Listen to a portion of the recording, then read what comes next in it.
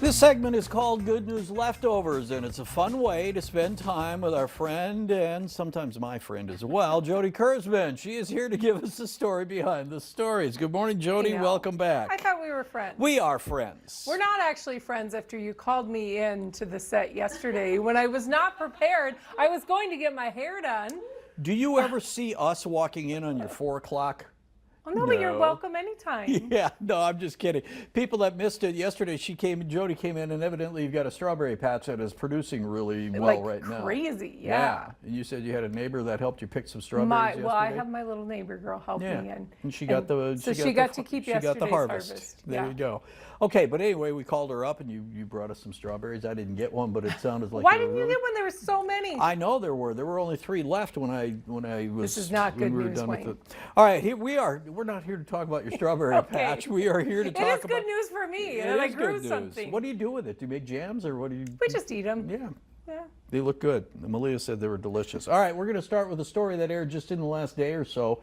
And what a cool story about someone's last dying wish, and then it comes to fruition. Yeah. So the Ensel family, actually, when they sold off their farm and made it into this subdivision, they donated this land years ago to be made into a park, and it just never happened for whatever reason. It just was not being developed. And so when Valerie was fighting lung cancer for more than 20 years, 21 years, I think had you said. 5 years to live is what doctors gave her, and she lived for more than 21 more years. But her kind of final wish was, will you please make that park? Use all the money that people are going to send in these sympathy cards and put it towards that park. And so they also got some donations, and they were able to do a pretty cool playground.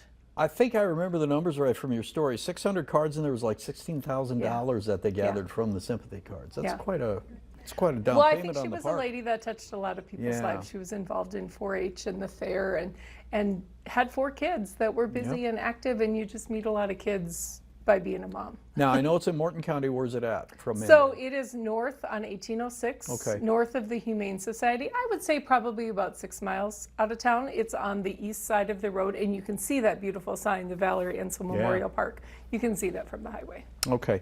Our next story is about a bridge dedication a few days ago, and this is for a gentleman that sacrificed it all for our country, DJ Ferderer, and that too was a, You've got some fun stories, and we're going to get to those, but you've also got some real heart-tugging stories, and this is one of those where we're real thankful for people like DJ. Well, and I don't know that DJ's story is good news. I mean, he sacrificed his life fighting for our country, right? So there's nothing good about that, but I think what's good is how his family has gotten through the past 20 years and what the state is doing to honor these fallen soldiers. This is just one of 7 roads or bridges that's going to be named in honor of a fallen soldier.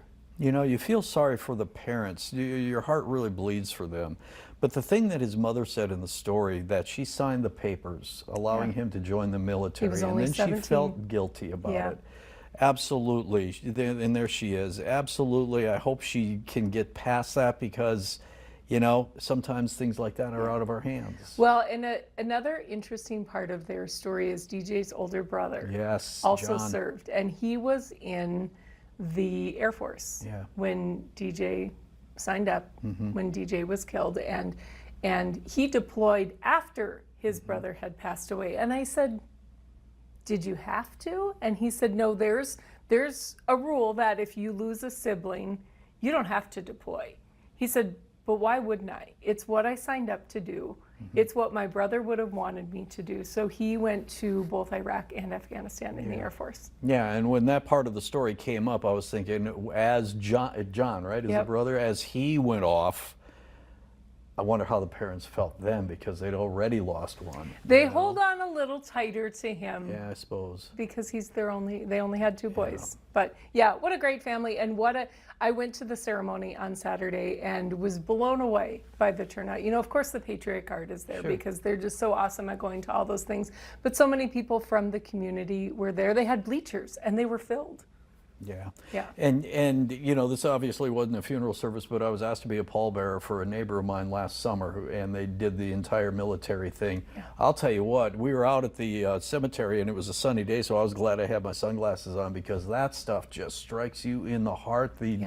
The dignity, the way things like that are handled, and I would imagine this bridge dedication was the same. And it's a good reminder to be thankful for those who have fought for our country, so we can do things like this, right? Like, thank you to everyone who has served. It Absolutely. allows us to live our lives. If I see someone wearing a ball cap that says Vietnam vet or something like that, I go out of my way to say thank you to those people, because they deserve it. Yes. All right, now, speaking of law enforcement, we're going to switch to that. There was you kind of made national news, this murder that took place in Anaconda, Montana. Yes. This guy they didn't find for several days, so there were some folks and some animals from North Dakota that went to help. Yeah, I mean, that's, again, is that good news? Probably not, that somebody went on, you know, and shot 4 people and killed them. But it's cool to see how neighboring states help out. And the FBI, actually, these North Dakota Highway Patrol bloodhounds trained with the FBI, and so they were asked by the FBI to come in and help in the search. And these dogs are just so stinking smart. And so, aren't they so cute? They are. And slobbery. I left that shoot. I had to go home and shower. I had just foamy dog drool all the way down my arm. And I was like, I don't hate it. I'm not mad. Exactly. Yeah. But we put a GoPro on the dogs, not knowing how it was going to work.